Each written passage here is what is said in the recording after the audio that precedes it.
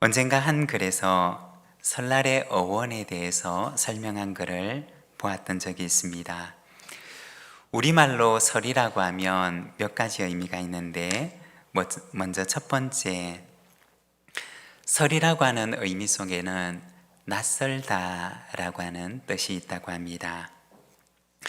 처음으로 마주 대하는 새해가 낯설어서 설이라고 이야기를 한다고 합니다. 그리고 두 번째는 시작한다 라는 의미가 있는데, 예전에는 이 선다라고 하는 말 속에 시작한다 라고 하는 의미가 있었다고 합니다. 그래서 한 해를 새롭게 시작하는 날이라고 해서 선날, 설날이라고 이야기를 하게 되었다고 합니다. 그리고 세 번째는 조심하다라고 하는 의미가 있는데, 새해를 시작하면서 삼가하고 조심하며 시작한다라는 의미로 설날이라고 한다고 합니다. 그런데 언젠가 우리 교회 권사님으로부터 재미있는 이야기를 들은 적이 있습니다. 설날이라고 하는 것은 주님 앞에 설날이기 때문에 설날이라고 한다는 이야기를 들은 기억이 있습니다. 저는 이 가운데 마지막에 있는 말이 제일 마음에 와닿습니다. 우리가 매해 설날을 맞이할 때마다 주님 앞에 설날이 한 해 한 해 더 가까이 다가오게 됩니다. 낯설고 새로운 한 해를 시작하는 설날을 맞아 주님 앞에 설날을 기대하면서 조심스럽게 그리고 기대하는 마음으로 이 한 해를 열어가는 저와 여러분의 삶이 되시기를 바랍니다. 우리가 지난 5주 동안에는 올해의 표가 되는 배우고 성장하는 교회라는 주제를 가지고 말씀을 함께 묵상을 했습니다.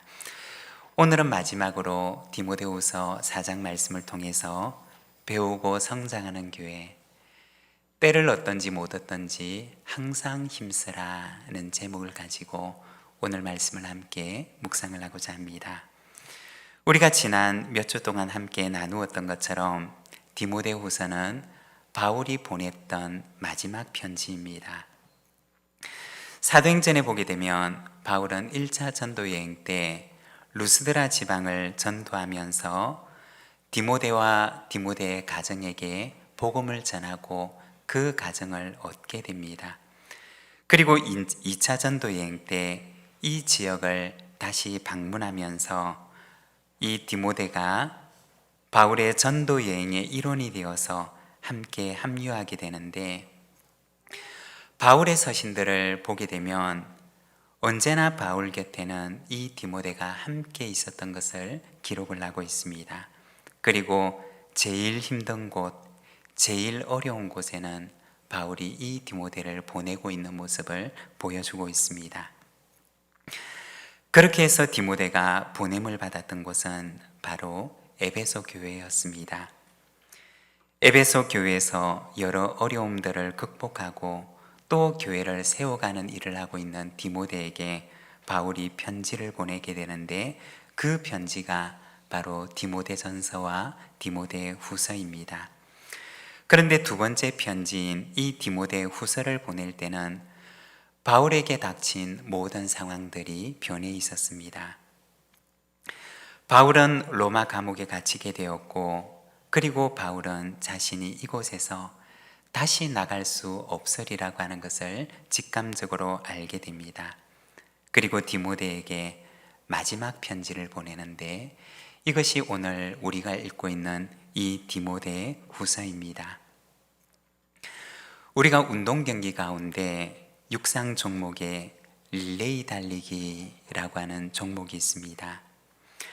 4명의 선수가 달리기를 하는데, 먼저 앞선 선수가 달리기를 마치고 나면 그 다음 선수에게 바통을 이어주게 됩니다. 그리고 그 선수는 또 그 바통을 이어받아서 달리기를 하다가, 그리고 마지막에는 또 그 다음 선수에게 그 바통을 이어주게 됩니다. 마치 그와 같이 자신에게 주어진 경주를 최선을 다해서 달렸던 선수가 그 다음 선수에게 바통을 이어주는 것처럼 바울은 자신이 달려왔던 경주의 끝에서 디모데에게 바통을 이어주면서 마지막 부탁을 하고 있는 것입니다. 바울의 마지막 부탁은 무엇이었을까요? 바울의 마지막 권면은 어떤 것이었을까요? 먼저 첫 번째로 바울의 마지막 부탁은 때를 얻든지 못 얻든지 너는 말씀을 전파하라 고 하는 것이었습니다. 우리 1절과 2절의 말씀을 자막을 보면서 함께 봉독하겠습니다. 하나님 앞과 살아있는 자와 죽은 자를 심판하실 그리스도 예수 앞에서 그가 나타나실 것과 그의 나라를 두고 엄히 명하노니 너는 말씀을 전파하라. 때를 얻든지 못 얻든지 항상 힘쓰라. 범사의 오래 참음과 가르침으로 경책하며 경계하며 권하라. 바울의 마지막 부탁은 너는 말씀을 전파하라 고 하는 것이었습니다. 디모데가 목회를 하고 있는 에베소 교회의 상황을 보게 되면 잘못된 가르침을 전하는 자들이 들어와서 거짓된 가르침들로 에베소 교회를 큰 어려움에 빠뜨려 놓고 말았습니다. 디모데에게 주어졌던 사명은 무엇이었느냐? 교회에 바른 가르침을 전해서 다시 에베소 교회를 건강하게 세워놓는 것이었습니다. 이 일을 위해서 디모데가 힘쓸 것을 바울은 부탁하고 있는 것입니다. 때를 얻든지라고 하는 말은 원어 성경에 보면 유카이로스라고 하는 단어를 사용하는데 이 말은 좋은 때, 적절한 때, 편리한 때라는 의미를 지닌 말입니다. 때를 얻든지 못 얻든지 라고 하는 말은 복음을 전하기에 좋은 여건이나 환경이 조성되지 않을 수도 있음을 말하는 것입니다. 이 말은 거짓된 가르침에 미혹된 사람들이 디모데가 가르치는 그 가르침을 좋아하지 않을 수도 있다라고 하는 말인 것입니다. 3절과 4절에 보면 그들의 미혹된 가르침에 대해서 말을 하는데 때가 이르리니 사람이 바른 교훈을 받지 아니하며 귀가 가려워서 자기의 사욕을 따를 스승을 많이 두고 또 그 귀를 진리에서 돌이켜 허탄한 이야기를 따르리라고 합니다. 마지막 때의 사람들이 어떤 특징을 가지게 될지에 대해서 이야기를 하는데 그들은 귀가 가려워서 자신의 사욕을 따를 스승을 많이 두게 될 것이라고 이야기를 합니다. 이 말을 조금 더 쉽게 표현을 하자면 그들의 귀를, 그들의 가려운 귀를 시원하게 해줄 자신의 욕심을 채울 이야기들에 귀를 기울일 것이라고 하는 말인 것입니다. 자신의 사욕을 따를 스승을 많이 두고 라고 하는 말의 의미입니다. 바울은 디모데에게 당부하기를 오래 참음과 가르침으로 경책하며 경계하며 권하라고 말을 합니다. 여기서 경책하다라고 하는 말은 잘못된 가르침을 지적하라고 하는 말입니다. 그리고 그것을 책망하고 그 잘못을 교정하라고 하는 말입니다. 잘못된 가르침을 전하는 거짓 교사들의 가르침에 대한 말인 것입니다. 그리고 경책하다라고 하는 말은 책망하다라는 의미입니다. 순종하지 못하는 것, 불순종하는 것에 대해서 책망할 것을 말합니다. 그리고 권하다는 것은 성도들이 가야 하는 올바른 길을 가르치는 것을 말하는 것입니다. 이처럼 바울은 디모데에게 당부하기를 거짓된 가르침을 전하는 거짓된 교사들의 잘못된 가르침으로부터 그들의 잘못된 것에 대해서 말하고 그리고 그것을 책망하고 바르게 잡을 것을 권면하면서 또한 에베소 교회 성도들을 향해서는 그들의 순종하지 못하는 것을 책망하고 또 그들이 가야 하는 바른 길을 그들에게 제시하고 그들에게 가르치고 인도할 것을 말하고 있는 것입니다. 왜냐하면 그것이 바로 주님께서 디모데에게 주신 직무이기 때문이고 주님 앞에 서게 되는 그날이 오게 되면 하나님께서 그 직무에 대한 책임을 그에게 물으실 것이기 때문이라고 하는 것입니다.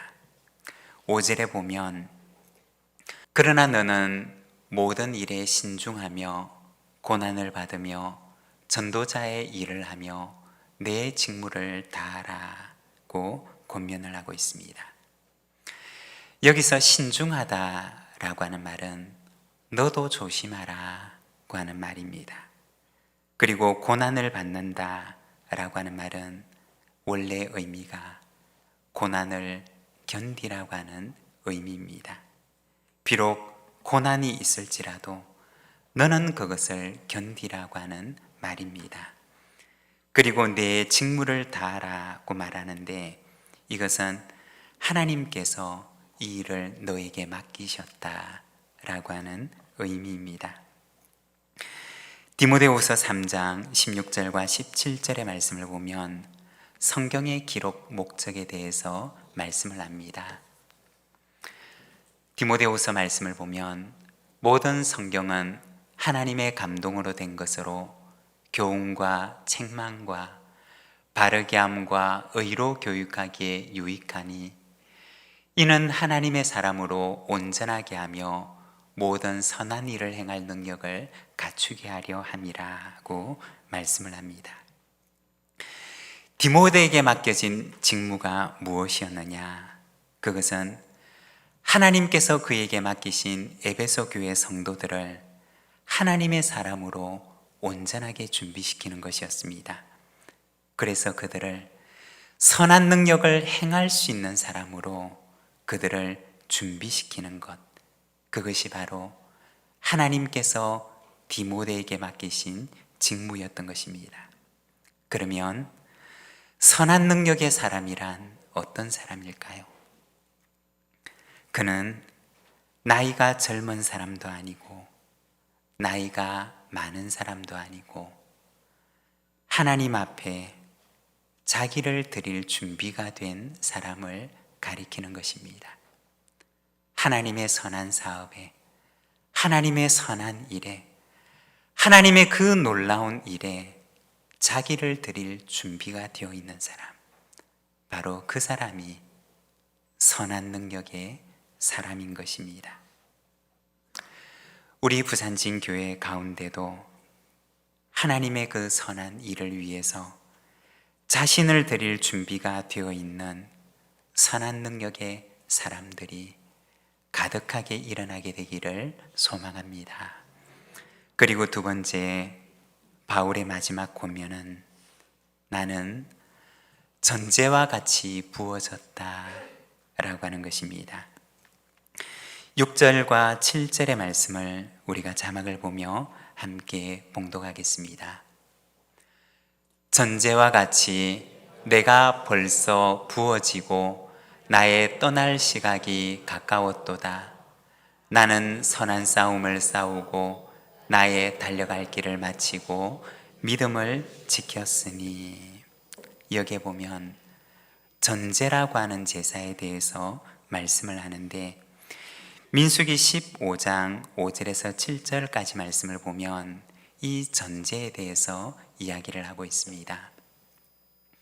민수기 말씀을 보면 번제나 다른 제사로 드리는 제물이 어린 양이면 전제로 포도주 4분의 1 흰을 준비할 것이요 순양이면 소제로 고운 가루 10분의 2에 기름 3분의 1 흰을 섞어 준비하고 전제로 포도주 3분의 1 흰을 들여 여호와 앞에 향기롭게 할 것이요. 여기 보면 여러 가지 제사의 방법이 나오는데, 번제라고 하는 제사는 태워서 드리는 제사의 방법을 가리키는 것입니다. 그리고 이어서 나오는 전제라고 하는 제사는 어떤 제사냐?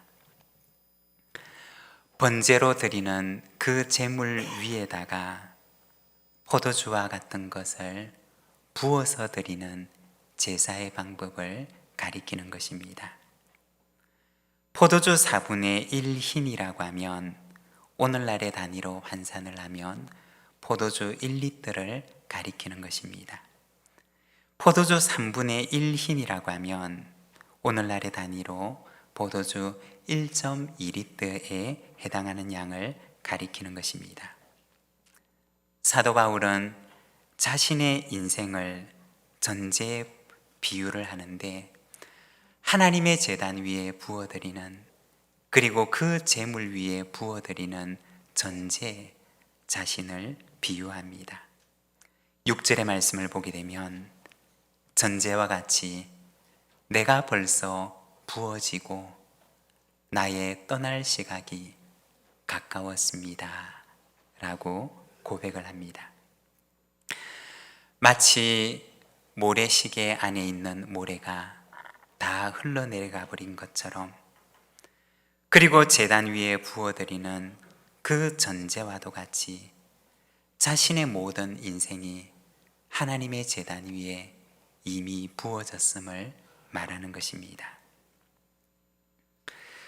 우리가 이 말씀에서 잠깐 생각을 해보면, 어떤 이는 자신의 인생의 대부분을 헛된 곳에다가 쏟아붓고 나머지 남아있는 끄트머리의 몇 방울을 제단 위에 붓고자 하는 이도 있을 것입니다. 또 어떤 이는 주님을 만난 이후에 자신의 인생의 대부분을 온전한 전제와도 같이 하나님의 제단 위에 부어드린 이도 있을 것입니다. 바울은 어떠하였느냐? 주님을 만난 이후로 주님 안에서 고귀한 가치를 깨닫고 자신의 인생의 모든 것들을 그 제단 위에 남김없이 부어드렸던 것입니다. 벌써 부어졌다 라고 하는 말은 다 부어지고 이제는 남은 것이 없음을 가리키는 말입니다. 그리고 7절에 나는 선한 싸움을 싸우고 나의 달려갈 길을 마치고 믿음을 지켰으니 라고 고백을 합니다. 여기서 싸움을 싸우다 라고 하는 말은 그 당시의 경기 가운데 마라톤과 같은 경주를 말하는 것입니다. 그는 나의 달려갈 길을 마치고 믿음을 지켰다 라고 고백을 합니다. 그에게 주어진 모든 코스를 그는 다 완주했고 이 경주를 끝낼 때까지 그는 믿음으로 달렸음을 말하고 있는 것입니다. 여러분, 언젠가 우리도 바울과 같이 이러한 고백을 하게 되는 순간이 오게 될 것입니다. 전제와도 같이 이제는 저의 인생이 벌써 이미 다 부어졌습니다 라고 고백하는 순간이 오게 될 것입니다. 부디 소망하기는 저와 여러분의 인생이 헛된 곳에 부어들인 인생이 아니라 주님의 제단 위에 값지고 귀한 곳에 부어들인 후회 없는 아름다운 인생이 되기를 소망합니다. 그리고 세 번째는 의의 면류관이 예비되었다 라고 고백을 합니다. 8절의 말씀을 함께 봉독하겠습니다. 이제 후로는 나를 위하여 의의 면류관이 예비되었으므로 주 곧 의로우신 재판장이 그날에 내게 주실 것이며 내게만 아니라 주의 나타나심을 사모하는 모든 자에게도니라. 바울은 고백하기를 전제와도 같이 자신의 모든 것을 부어드린 자기를 위해, 그리고 선한 싸움을 마치고 믿음의 경주를 끝까지 달린 자신을 위해서 의로우신 재판장께서는 의의 면류관을 예비하고 그 길 끝에 그의 머리에 씌워 주실 것을 확신하며 그는 믿음으로 고백을 합니다. 우리가 바울의 삶을 보게 되면 그는 선한 싸움을 싸우고 믿음의 경주를 달립니다. 그러나 이로 인해서 그는 많은 재판정 앞에 서야만 했습니다. 그러나 그 재판의 결과 그는 불이하고 억울한 판결을 받았던 때가 참으로 많이 있었습니다.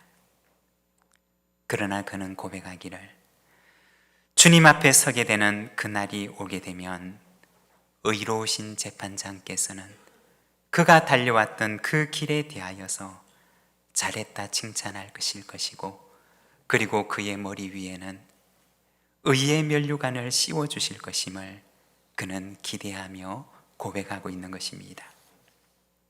여러분, 오늘 우리는 어떤 경주를 달리고 있습니까? 주님을 위해 당했던 수고가 있었습니까? 주님을 위해 당했던 고난이 우리의 지난 날에 있었습니까? 사람들은 비록 그것을 알아주지 않는다 할지라도, 그러나 주님 앞에 서게 되는 날에는 의로우신 재판장께서 우리의 지난 날의 그 수고와 고난을 모두 알고 기억하고 계시며 주님 앞에 서게 되는 그날 잘했다고 칭찬하시고 우리를 위해서 예비하신 그 영광의 면류관을 우리의 머리 위에 씌워주시는 그날이 반드시 오게 될 줄로 믿습니다. 주님 앞에 설 날이 또 한 걸음 우리 앞으로 다가왔습니다.